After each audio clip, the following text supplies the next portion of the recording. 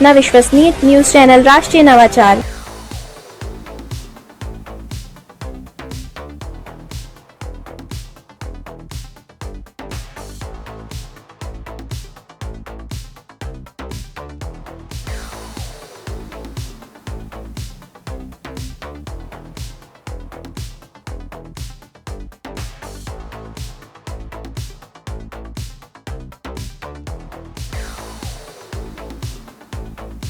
बल्कि में होता है वो सेम एक ही जगह कॉन्सेंट्रेटेड होता है, लेकिन मोटर के थ्रू उसको ऑपरेट करते हैं तो वो चीज़ सभी लोग जो लोग वनों के संरक्षण और वनों के हित में काम कर रहे हैं, आप गांव के सारे सदस्य अपने सहजने के लिए हमारा गाँव के क्षेत्र के आसपास का चाहते हैं कि वन यहाँ हरियाली अच्छी रहे, वनों में वृद्धि हुए, उसके लिए जो है वन विभाग को तरफ से मुझे सहयोग करके बन जाए तो पूरा गांव उसमें तैयार है। और वो चाह रहे हैं कि हम भी चाह रहे हैं कि हमने कहा आप लोग नाम दे दीजिए, हम आगे एक दिन मीटिंग कर लेंगे और ये बांस के सीजन में पौधे वौधे लगा के और लोगों को भी प्रोत्साहित करेंगे। इसी तरह हम चाहेंगे कि आप लोग भी अपने गाँव में ऐसी कोई कर रखें और नाम भेजें ताकि हम लोग स्वयं आके वहाँ फिर एक दिन कार्यशाला वहाँ भी करेंगे। इसलिए पौधारोपण करना बहुत ज़रूरी है।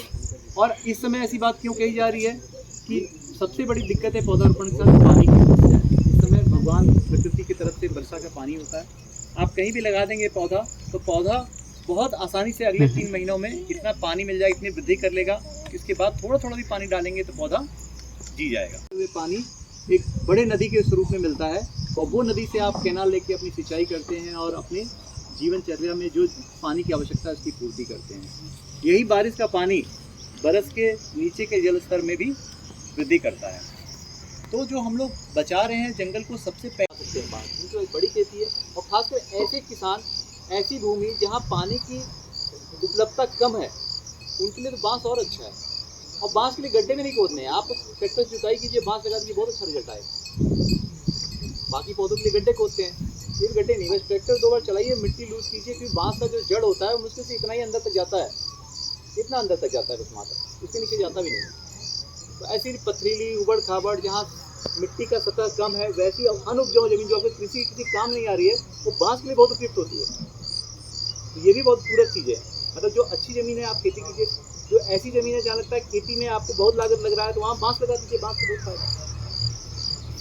तो इस मैसेज को अपने तक नहीं रहना है, हमें जन जन तक पहुँचाना है, यही उस कार्यशाला का मेन उद्देश्य है। बाकी सब्सिडी वो सब चीज़ तो स्थानीय स्टाफ बता देगा। मैं इसको आपको बता रहा था क्यों बांस को हम लोग केंद्रित कर रहे हैं, क्यों बांस को फोकस कर रहे हैं।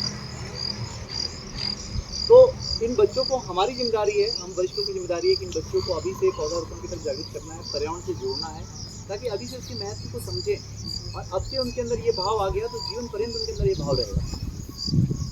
तो मैं भी इसी चीज़ को हाईलाइट करने के लिए मैं खुद सोचा कि मैं स्वयं चलूँगा और सभी लोग से इंटरेक्ट करूँगा, सबसे बातचीत करूँगा, और ताकि एक माहौल बने, आपको भी इस महत्व को समझेगा कि एक छोटे अपने आसपास के लोगों से मिलने के लिए मैं आया। मेरा उद्देश्य ये नहीं था, मेरा उद्देश्य ये था कि जब मेरे आने से अगर आपके में थोड़ी संवेदनाशीलता आ जाती है पौधारोपण के प्रति, प्रकृति के प्रति, और हमारी मंशा को आप समझ पाते हैं, तो मुझे लगता है कि मेरा अनुभव साकार है। तो बस इतना ही मैं आप लोगों को कहना चाहता हूँ, और आपको देखता हूँ तो मुझे लगता है मेरा भी बचपना मुझे ध्यान आता है। काम करना चाहेंगे, मान लीजिए सागौन लगाते हैं, सागौन कितने दिन में बड़ा होगा? 25 साल, 30 साल, 40 साल लग जाएगा सागौन को बड़ा होने में। बांस एक ऐसा प्रजाति है जो घास प्रजाति में आता है, बांस जो 4 से 5 साल में हरियाली फैला देगा आपको, बहुत तेज़ी से बढ़ता है। और दूसरी बात यह है कि उससे आपको आजीविका भी प्राप्त होगी। अभी हम लोग ढेर सारे रिसर्च कर रहे थे, ऐसे किसान जिनके पास ज़्यादा भूमि हो, थोड़ी भूमि हो तो ठीक है मेड़ पर लगा लीजिए, जिनके पास ज़्यादा भूमि हो, 10 एकड़ हो, 8 एकड़ हो, 15 एकड़ हो, 5 एकड़ से ऊपर हो, 3 एकड़ से ऊपर हो, तो ऐसे किसान बंधु लोग अगर अपनी आवश्यकताओं की पूर्ति करने के लिए जो फसल आप लगाते हैं उसके बाकी एरिया में अगर बांस लगाते हैं, तो जो हम गणना कहता है कि बांस की खेती में आपको अपनी निजी दूसरी खेती से ज़्यादा प्रॉफिट है। समझे बात को? क्या क्या प्रॉफिट है? बांस का पौधा एक बार स्टेबल हो जाता है तो कोई चराई की समस्या नहीं रहेगा, एक बार बड़ा हो जाता है तो 4 साल तक उसकी सेवा कर लिए, और फिर 70 सालों तक आपको लगातार उसमें बांस निकालते रहेंगे और बेचते रहेंगे, और वो कभी नहीं मरेगा। प्रकृति प्राकृतिक प्रकोप हो जाए, पाला पड़ जाए, पाला तो यहाँ पड़ता नहीं है, लेकिन अगर आपको ओले पड़ जाए, बहुत अतिवृष्टि हो जाए, तो भी बांस की प्रभाव है, और नहीं तो बढ़ेगा, हरियाली लेके आएगा। और बांस को सेल भी करना है, अगर कटंग बांस है तो आर्टिशन यहीं पे एक फैक्ट्री है, उन लोग काफ़ी बाई बैक करते हैं, आपसे खरीदते हैं। नहीं तो वन विभाग के डिफरेंट डिपो हैं, वो भी खरीदते हैं। निस्तार में बांस देना होता है, तो बांस की तो आवश्यकता हमेशा से है।